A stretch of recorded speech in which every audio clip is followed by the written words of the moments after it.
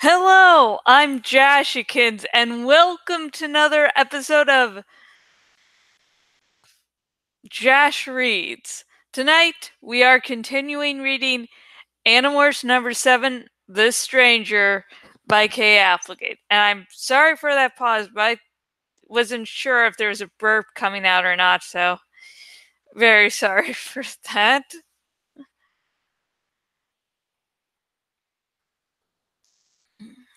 Okay, let's get this party started. Woo!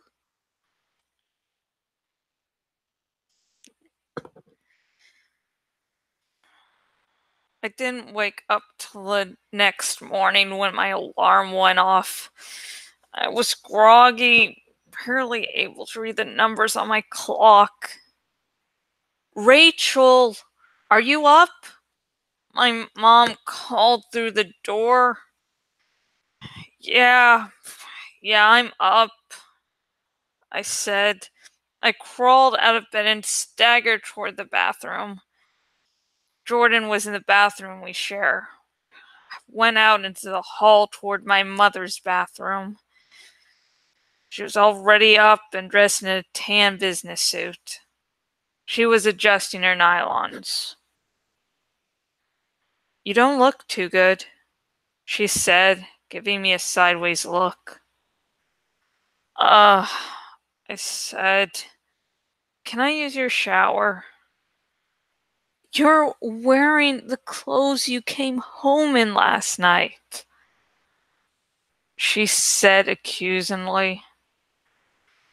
"You came wandering in at 9:30, barefoot and wearing your leotard. That's what you're still wearing."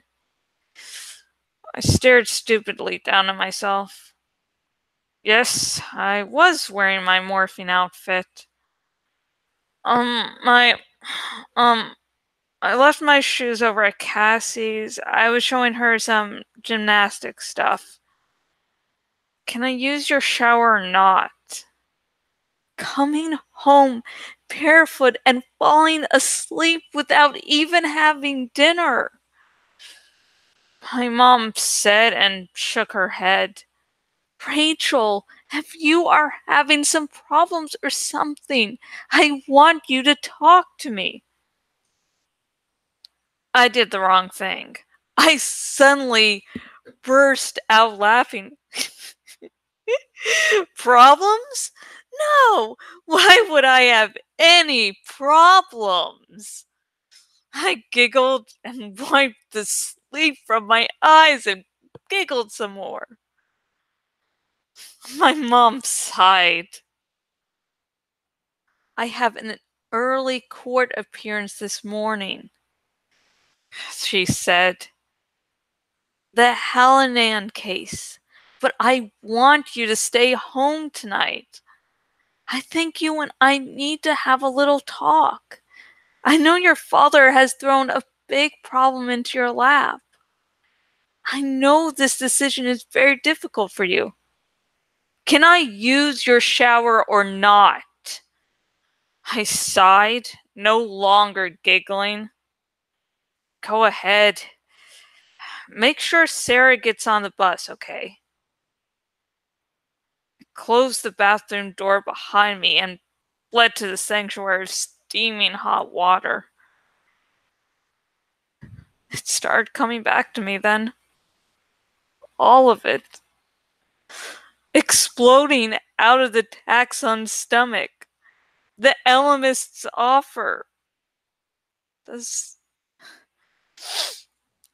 sight of Tobias back for too brief a time in his own body. Human again.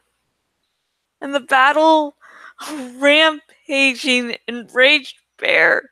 A bear that was me. I shuddered. I was running out of hot water. "Rachel, what did you do? Fall in?" It was Jordan outside the bathroom door. "Jordan, Make sure Sarah gets off to school, okay? I called out. I'm running a little late. You go ahead, too. I skipped school that day for the first time in my life. I lay around the house and watched daytime trash TV. I flipped channels back and forth between one bunch of messed up people and another bunch of even more messed up people. It was nice watching other people with problems. Their problems all seemed easy compared to mine.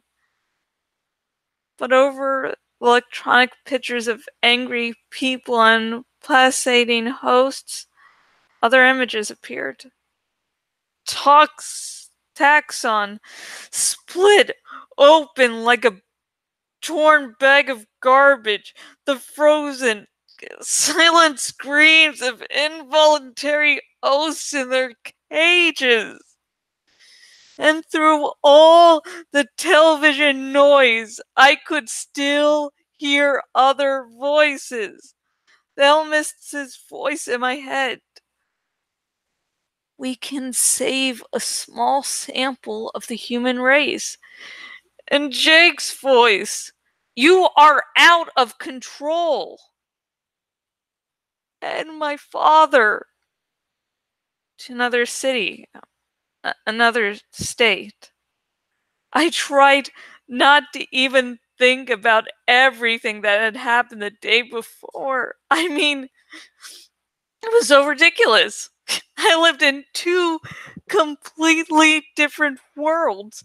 One world was filled by my family, school, gymnastics classes, shopping, listening to music, watching TV, normal stuff. But then I had this whole other life. A life where I wasn't just Jordan and Sarah's big sister, and my mom's first child, and a teacher's pet, and a gymnastics student who was weak on the balance beams. In my other life, I was a warrior. I risked my life. I fought in deadly nightmare battles against terrible odds. I became so much more than just a kid.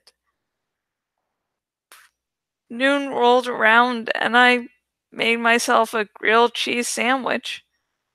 I turned on the TV in the kitchen while I cooked. And there was my dad on the new news. He was doing a story from outside the studio. Some stupid event at the convention center. I muted the sound and just watched the picture. I threw my sandwich in the trash. What am I supposed to do? I yelled, suddenly shocking myself. What am I supposed to do? My voice sounded flat and dead in the silence of the kitchen. I felt foolish.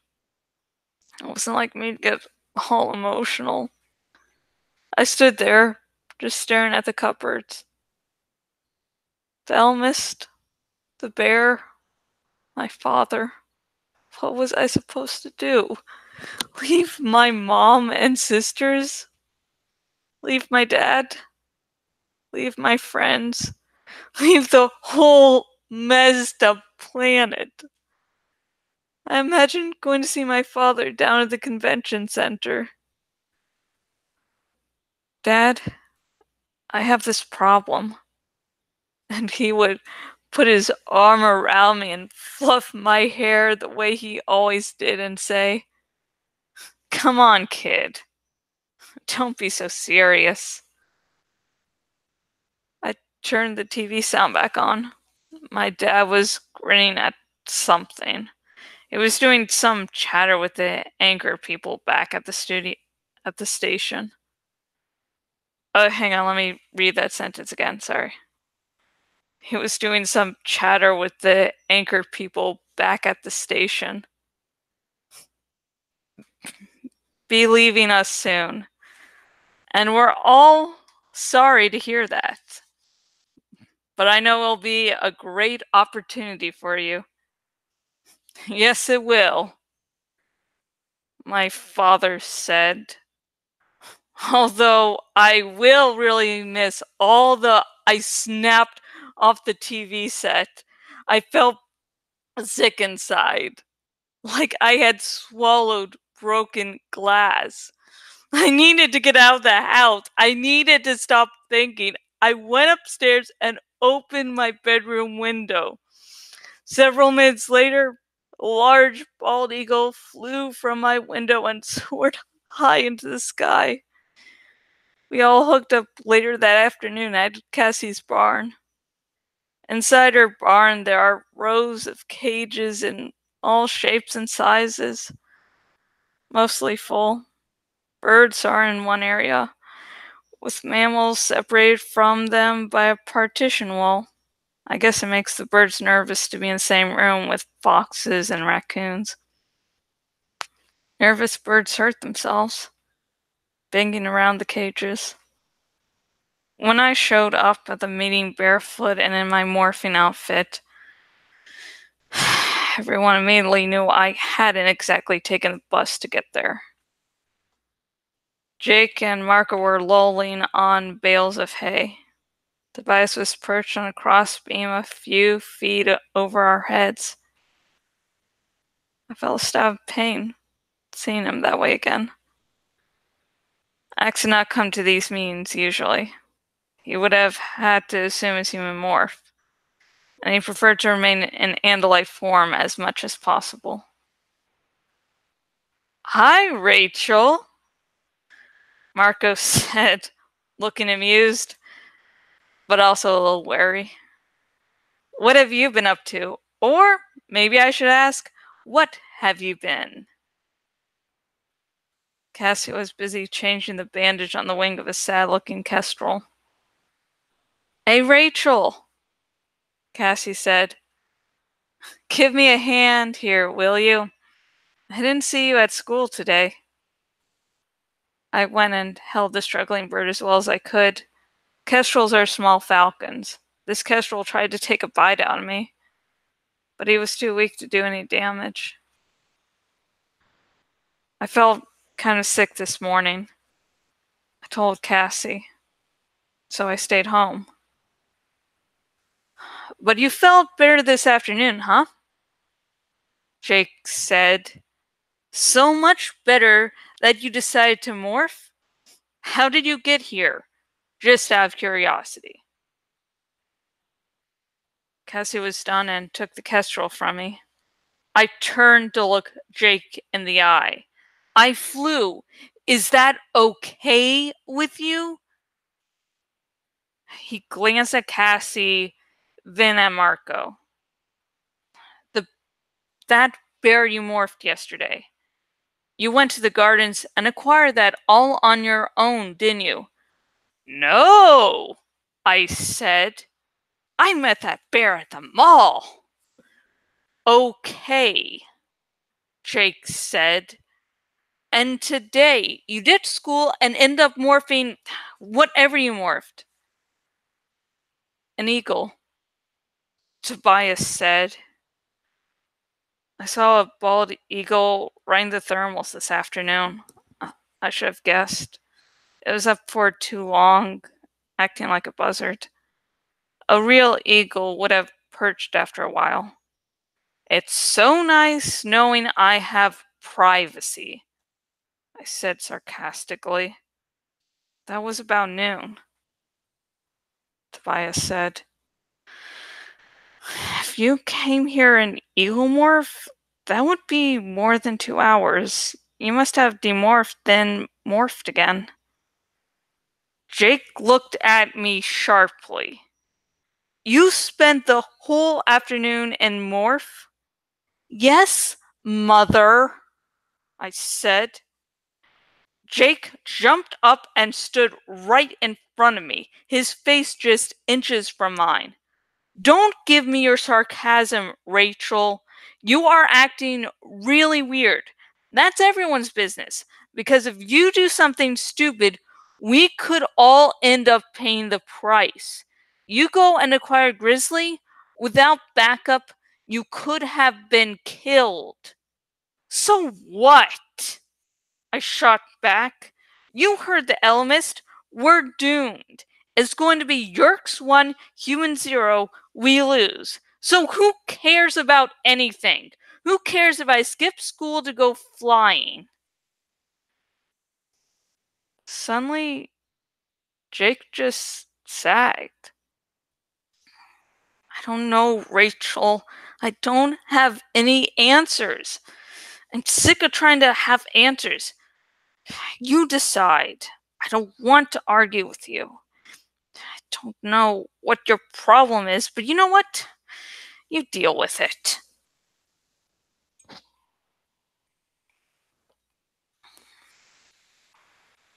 I've never seen Jake look so tired.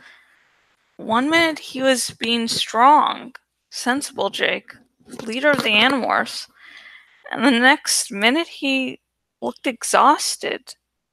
His eyes were red. He was blinking constantly. He looked like he was worn out just from breathing.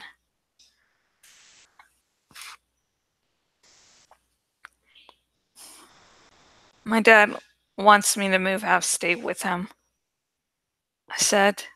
Everyone just kind of stared at me. They all had blank, tired eyes, not much different from Jake's. What are you going to do? Cassie asked. I threw up my hands. How can I even think about something that unimportant? I mean, like we don't have bigger things to worry about? The fate of planet Earth and the human race? Different things bother different people. Cassie said, I know how you feel about your dad.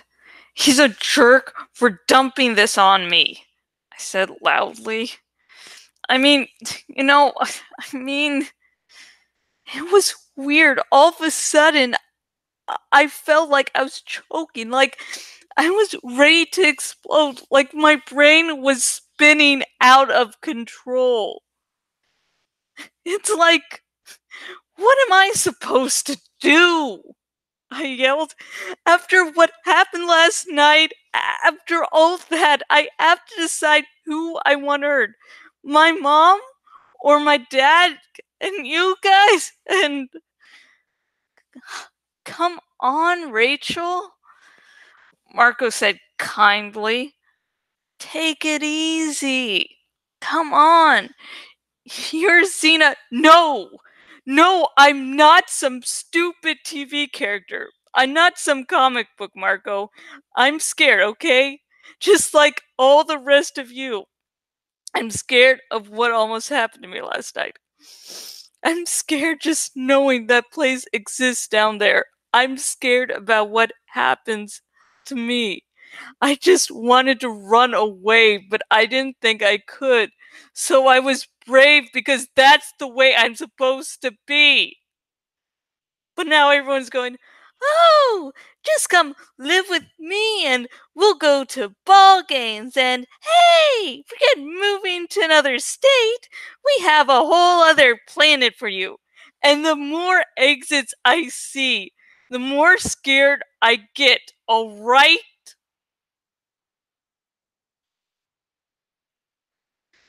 For a long time, no one said anything. Marco sighed heavily. I've been thinking. I'm changing my vote. If the Elmist asks again, I'm going to vote yes. What? Jake demanded. Why? Marco shrugged.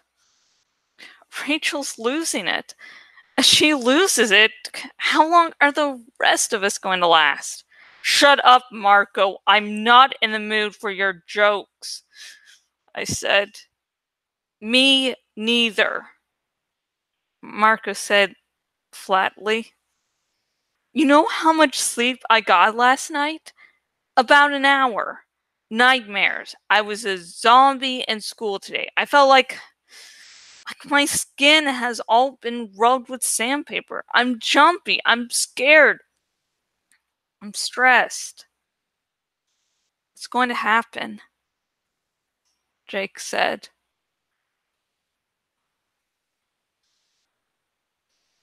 This was always insane, right from the start, Marco said.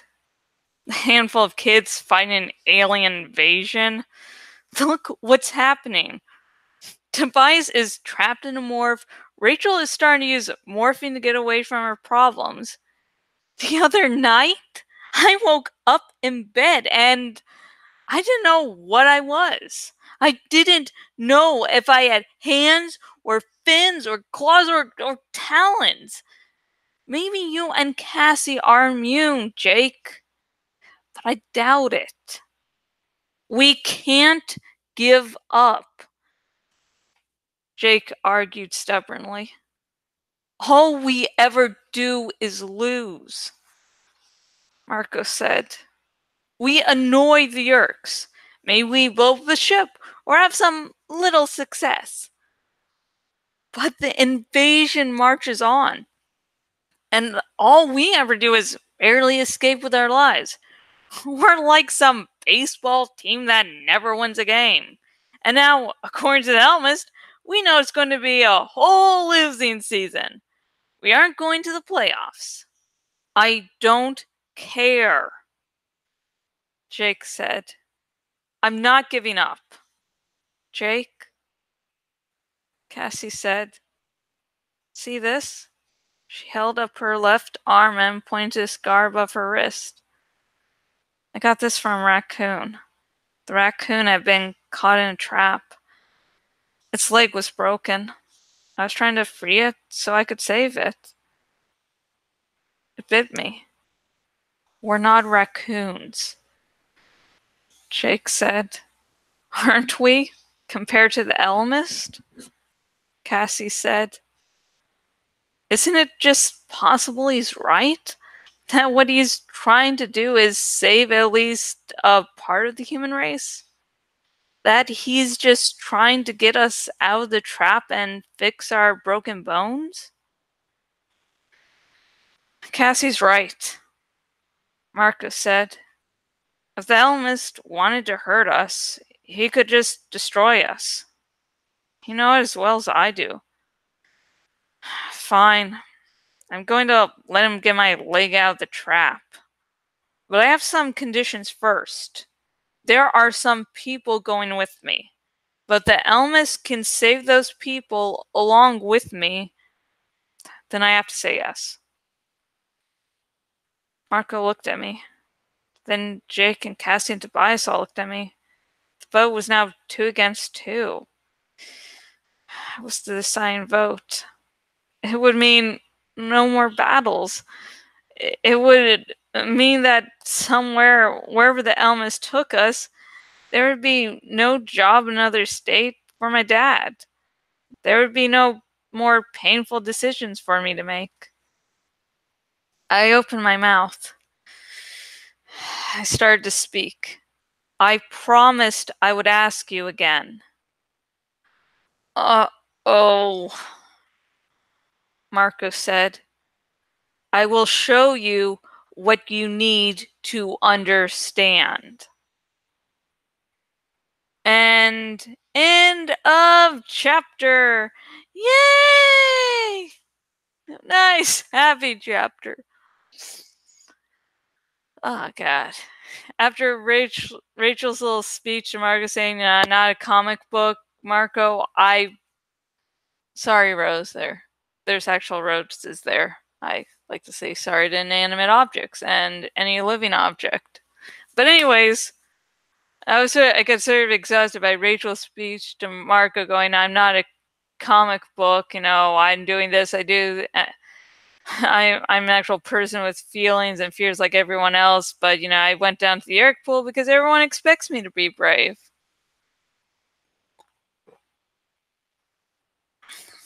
And that took a lot out of me. I was really excited to get to that part.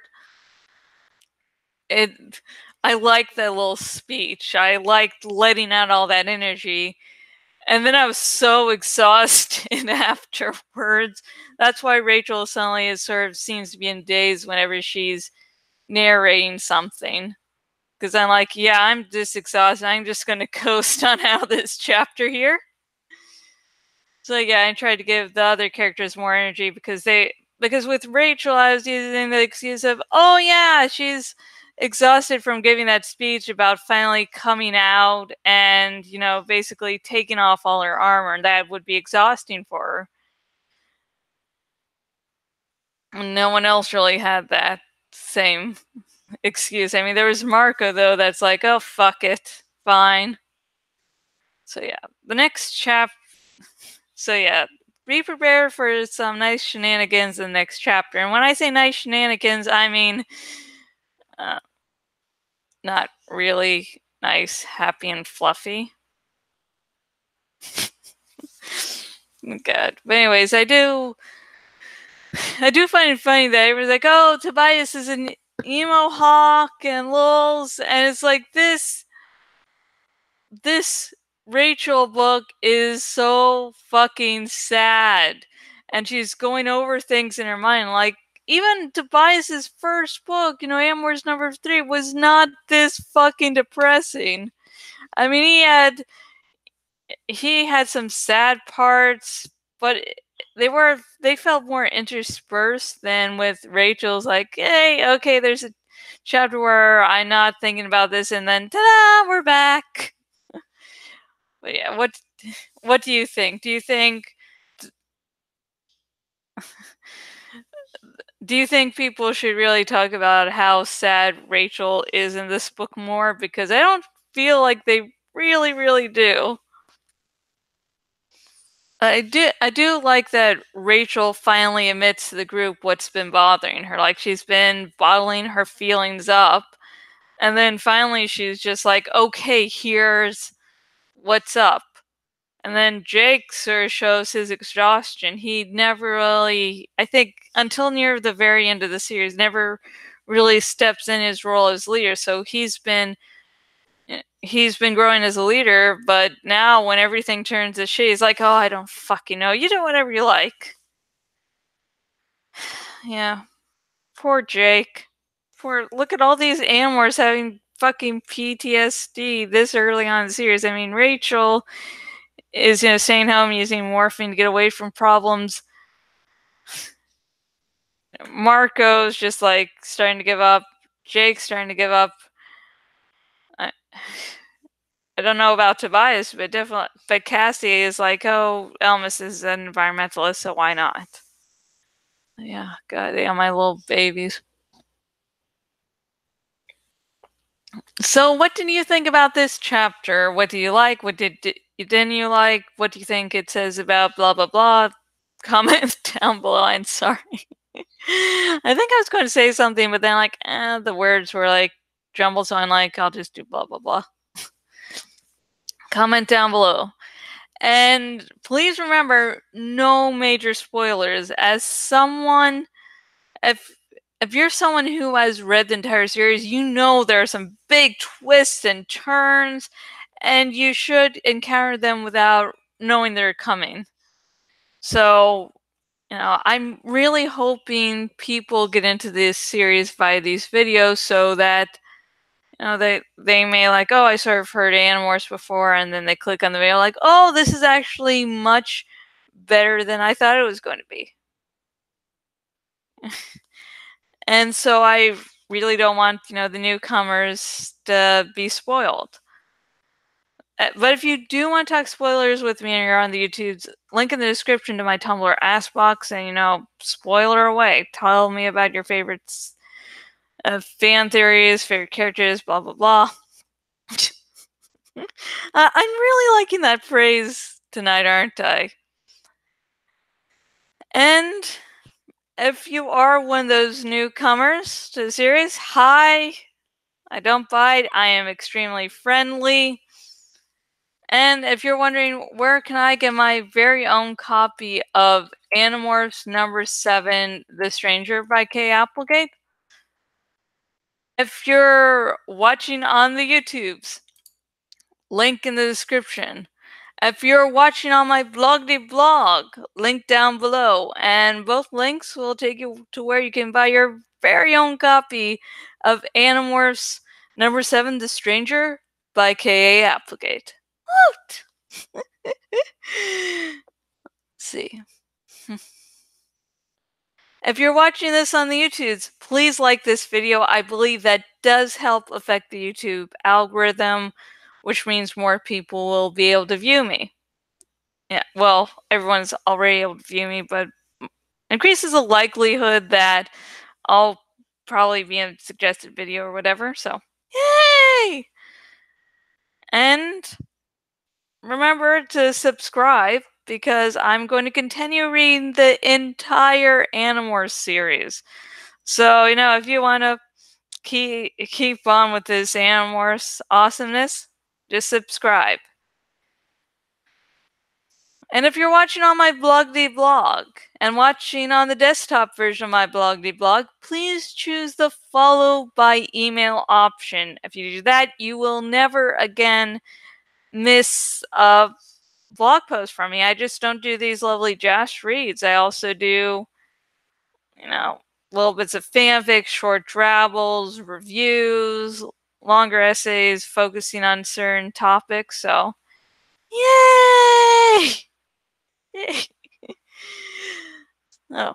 And the next episode of Jash Reads will be more of Animorphs number 7, The Stranger by K. Applegate, and will air on Friday.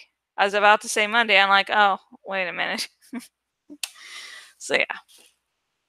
Now comes to the part of the video where I'm going to continue working on graphics. So if you want to hang out some more, I'm drinking tea. If you want to drink tea, coffee, alcohol, orange juice, vodka, whatever.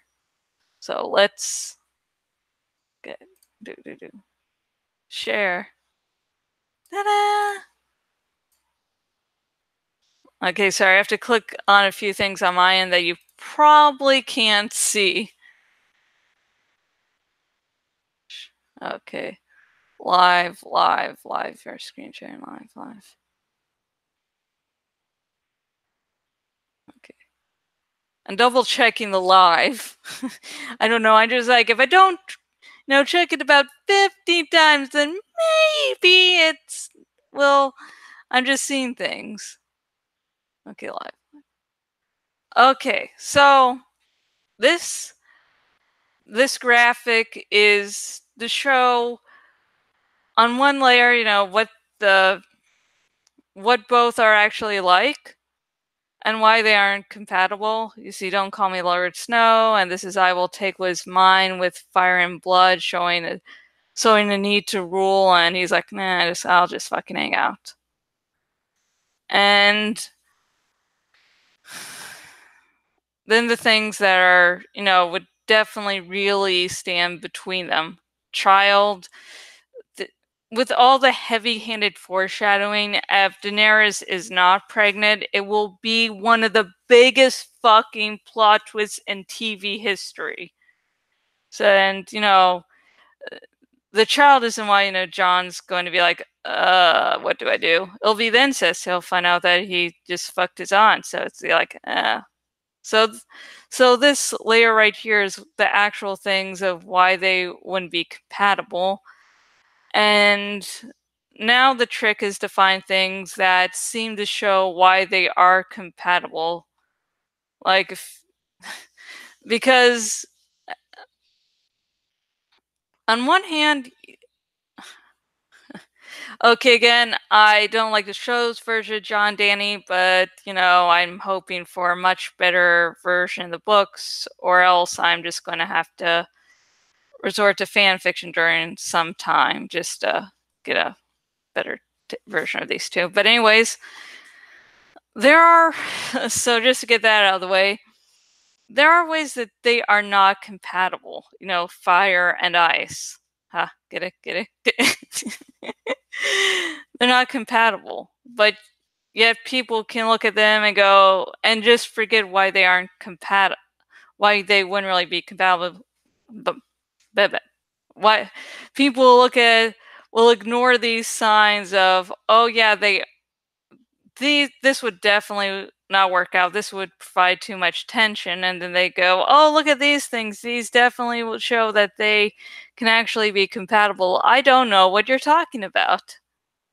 Like, I do like opposites attract, but God, I, it's just the show just is like, I, God, I have a lot of opinions, and I will not start to go with all of them because, yeah, that would take a long ass time. Okay. Okay, I don't think having these be the same font is not going to work. It'd just be too confusing. Okay, let's have something the opposite of this. Oh, god damn it. Don't grab it like that. Ta-da. Let's see.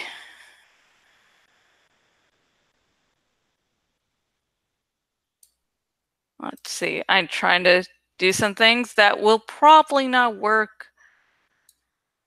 Oh, gosh.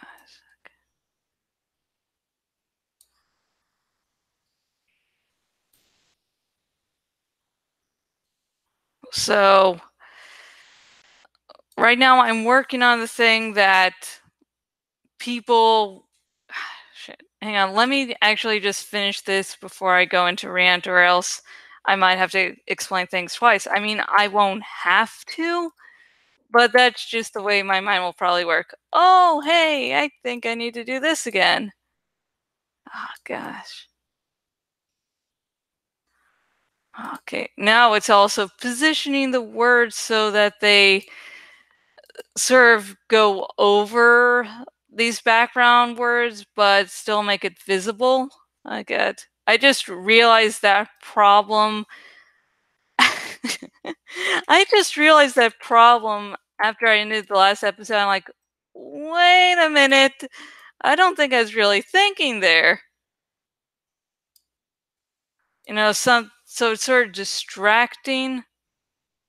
Oh god. Now I forgot how to do throne. I'm sorry if you've never written, you've probably never experienced a thing where you write the same word and suddenly it's like, I don't get why it's spelled that way. Is that spelled that way?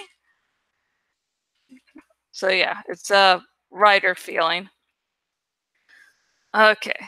So the layer that no one that people, will the more obvious reason that a lot of people will point out that there's this big difference between John and Danny desire, and they're like, oh my god, she's going to find out that John has the better claim, and then she's going to go all Mad Queen on his ass.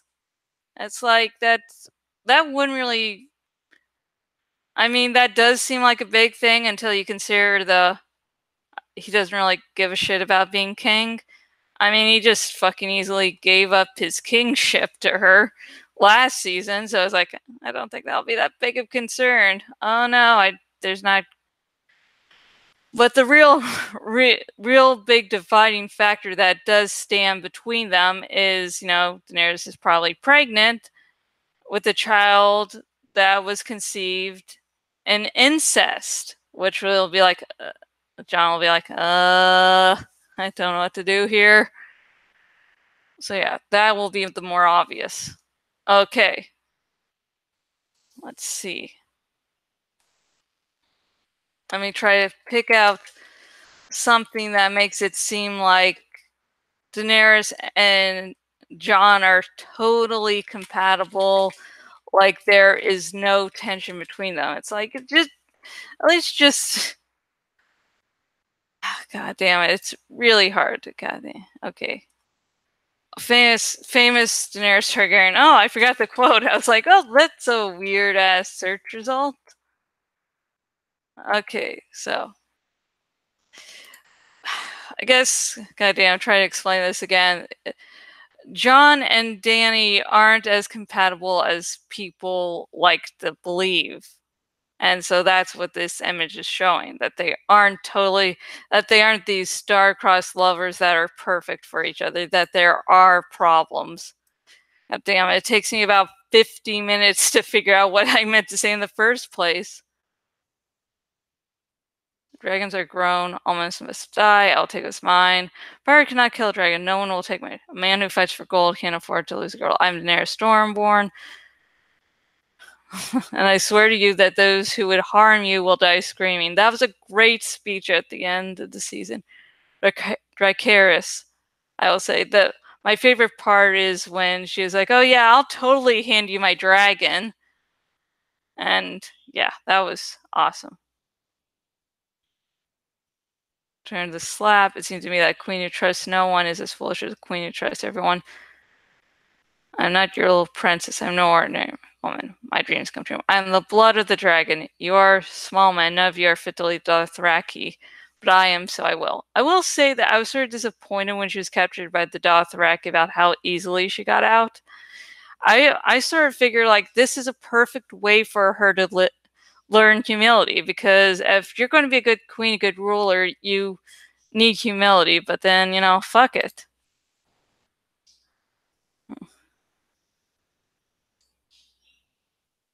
I don't know what this means. Dealing with fuckboys. So I assume, my lord, you're here to bend the knee. He was a true dragon. I will not lie with you.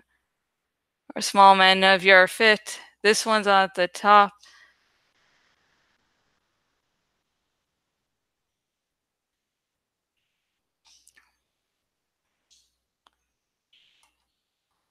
Okay.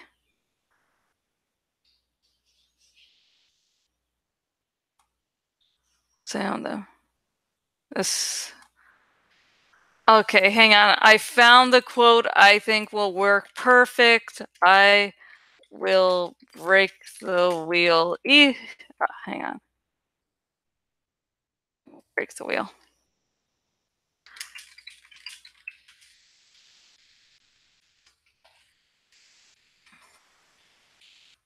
Sorry.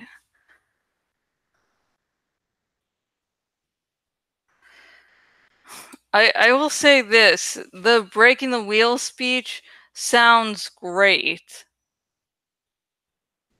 But the thing is that she never follows it up anywhere else. Like, she doesn't. It's like, oh, I'm here to break the wheel. And then, like, in the 7th season, like, Tyrion's like, hey, listen, Queen. There's the thing of, if you're going to, do this break the wheel thing, who's going to succeed you?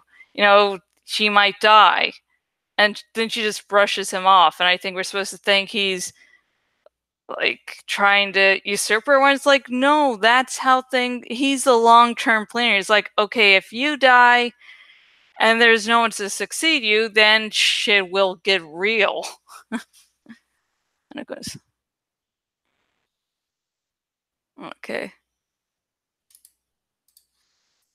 Like, the break the wheel thing it sounds awesome. I will admit, it's like, oh, that is a fucking great speech. But then you think for like 2 seconds and you're like, doesn't really make as much sense. Oh, fuck. Let's see. Let's do this. Let's mess with the visibility here.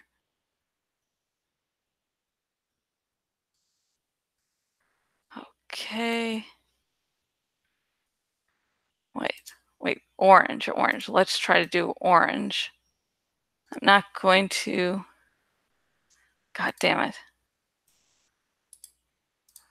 I just realized if I break this up more, I might be able to make it visible. You know, think of that. And now I'm sort of afraid to do, with John's text because I'm like, please.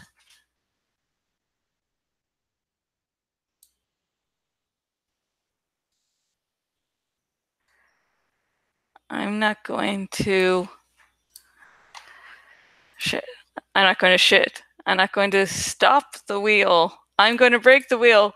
What does that mean? I love you, Daenerys girl, but come on, what does it mean? It's like, I'm not going to break the wheel. Oh, I'm not going to stop the wheel. I'm going to break the wheel. Okay, that sounds great and everything, but what the fuck does it mean?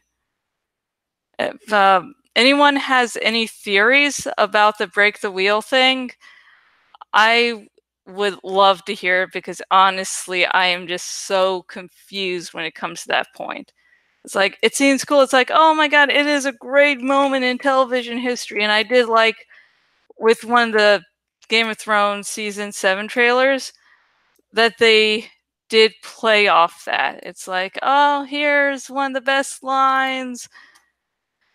It's just like, okay, what does it mean? Okay, I'm going to.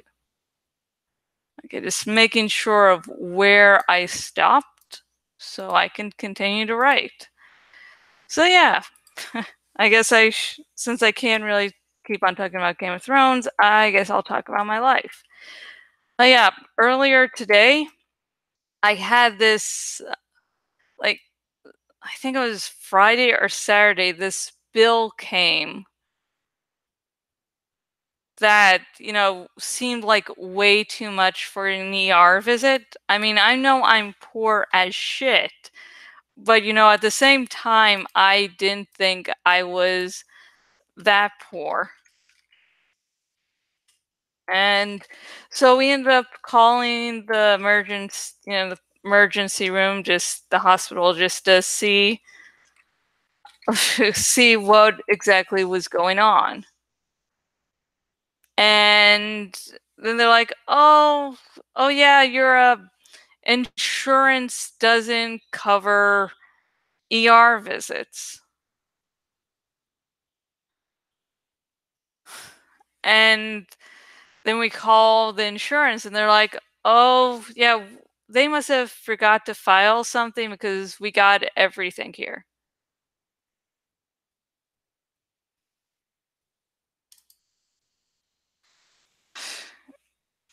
And then we call back to the ER and like, oh, we'll go over it again.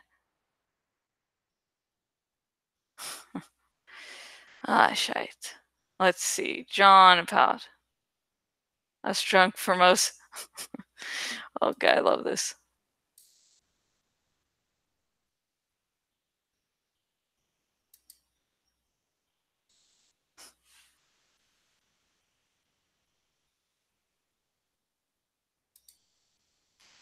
Okay, and let's see.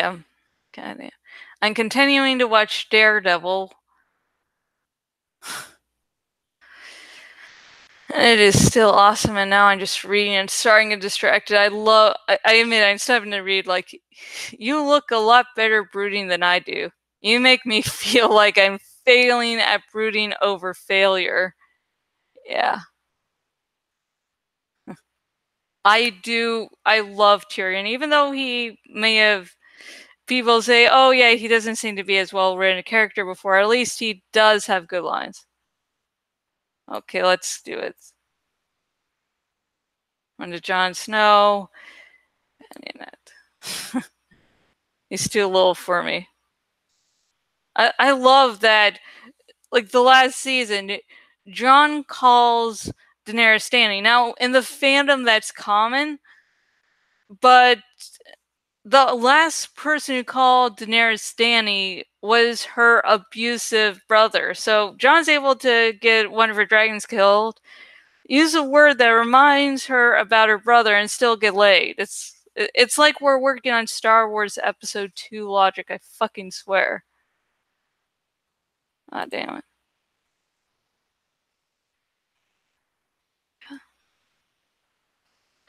Damn it. It's so much harder looking for Jon Snow quotes. What the hell? He's an amazing character. Jon Snow. Let's see.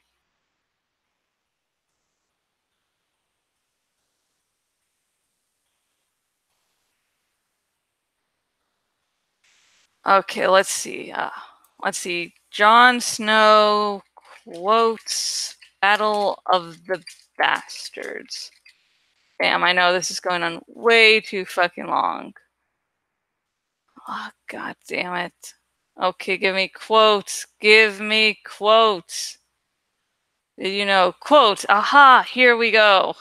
Here we go. I'm going to fucking own this bitch. Okay. Let me make sure with Jon Snow. I think I'll use this one. Thousands of men don't need to die, only one of us. Let's end this the old way, you against me. Because this quote here shows, oh, look, she's for justice. And this one will show that, oh, yeah, he's a fucking badass. He will fuck up someone.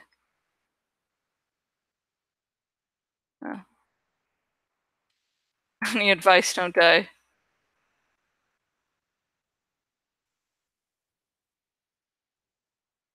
Yeah, okay. Okay, found the quote. I found the quote, people. We can do this shit. I'm not going to do the whole quote. I'm just going to do thousands of men don't need to die, only one of us. If I did have more space, I think I could do more that way. So yeah. Woot! So yeah. Oh, damn. Yeah. So yeah, now I have to do colors. So yeah. I'm watching Daredevil and season 2 and John Bethnal, please correct me if I'm wrong, is is there as Daredevil, and I was aware he was going to be a fucking awesome Daredevil, but holy shit, he just owns every single scene he's in. Okay, I think I need to cut this again. Yeah, but really, he is fucking awesome as the Punisher. He just owns that role. Yeah, I had heard from other people that, oh yeah, is a great Punisher. Oh my gosh. But you know, just hearing it's one thing, but then seeing like, holy shit.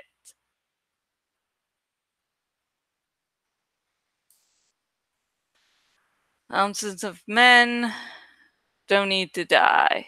Da da da. Na na na na na. Na, na, na, na, na, na, na, na. Actually, I used to take singing lessons, and the first song I ever performed was Yellow Submarine by the Beatles. And so, yeah, sometimes before I begin one of these videos, I'll start humming a little bit of the Yellow Submarine, and sometimes I might randomly start humming it. So, yeah. Ah, fuck. That was a while back, and the thing I stopped because I stopped really practicing. So yeah. So that was a use too. Okay.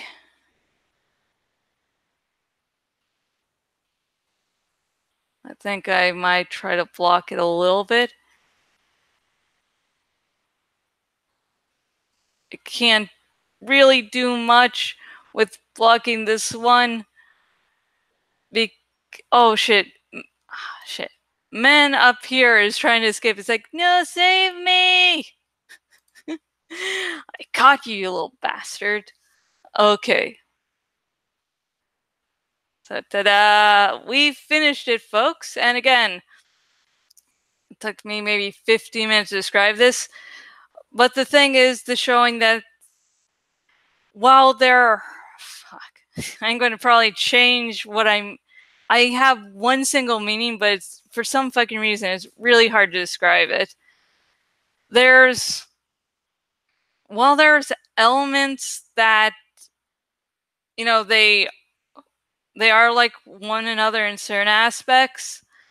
Deep down, there's just, you know, the things that make them that make them not compatible. With her, it's, you know, the iron with I will take what is mine with fire and blood. She's a conqueror. That's her thing, getting the Iron Throne. With him, he's like, don't call me Lord Snow. It's like, don't give me a title. I don't really care about that. And with the things in the middle of them, like a lot of people point out, oh, the Iron Throne is what's keeping that will, you know, eventually keep them apart. When it's really the, you know, the child that she probably has in the incest. So, ta-da! Let's save project. Not a ship Werbs. Ta-da! Okay, and that is that. Holy fucking shit, this segment has gone on too fucking long for this video. I'm very sorry, and anyone who has made it till the end, fuck, just thank you. I took way too long with this part, sorry. And the next video of Jash Reads will be on Friday, and will be more of Animorphs number 7, The Stranger by K. Applegate. Bye.